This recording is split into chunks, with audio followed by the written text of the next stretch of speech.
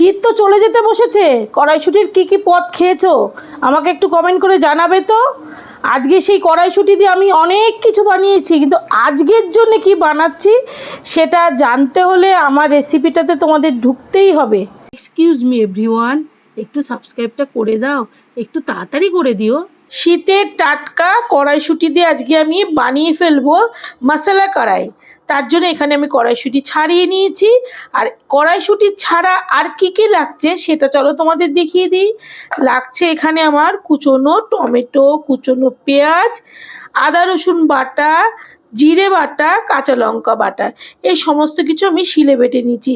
এছাড়া আর কি কি লাগবে সেটা তোমাদের রান্না করতে করতে চলো আমি দেখিয়ে দিচ্ছি। এখানে আমি একটা ননস্টিক কড়াই নিয়েছি, এর মধ্যে আমি দিয়ে দেব সর্ষের তেল। রান্নাটা সর্ষের তেলেই হবে। তেলটা আগে গরম হবে। তেলটা গরম হয়ে গেছে, এখানে দিয়ে দিচ্ছি দুটো শুকনো লঙ্কা আর দুটো তেজপাতা। এবার দিয়ে দেবো এখানে কুচনো পেঁয়াজ। আমি এখানে ছোট সাইজের 3টে পেঁয়াজ নিয়েছি। দিয়ে দিচ্ছি লবণ। প্রথমে পেঁয়াজকে একটু হালকা ভেজে নেব। এবার দিয়ে দেবো কুচনো টমেটো। এখানে আমি 2খানা টমেটো নিয়েছি, ছোট সাইজেরই 2খানা নিয়েছি। পেঁয়াজ আর টমেটো ভালো করে একটু কষিয়ে নেব। এবার দিয়ে দেবো আদা আর রসুন বাটা, জিরে বাটা আর কাঁচা লঙ্কা বাটা।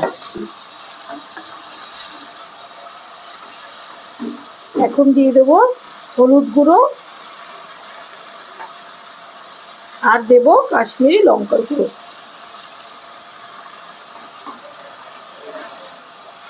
এবার সমস্ত কিছু সুন্দর করে কষিয়ে নিতে হবে। হয়েছে, এবার দিয়ে দেবো এই মটরগুলো। তোমরা সেদ্ধ করেও নিতে পারো। আমি কাঁচা মটরটা দিয়ে একটু ভালো করে কষিয়ে তারপরে জল দেব। কষাতে কষাতে এই মটরগুলো কিন্তু সেদ্ধও হয়ে যাবে। এটা কিন্তু খুব সুন্দর একটা টেস্টি ডিশ। যারা মটরশুঁটি খেতে ভালোবাসো তাদের জন্যে। আমি এর মধ্যে অল্প করে একটু জল দিচ্ছি যাতে মশলাটা পুড়ে না যায়। এবার এর মধ্যে একটু জল, আর একটু জল দেবে, একটু না, মটরগুলো সেদ্ধ হওয়ার মতো জল দিতে হবে। এবার ঢেকে রাখবো।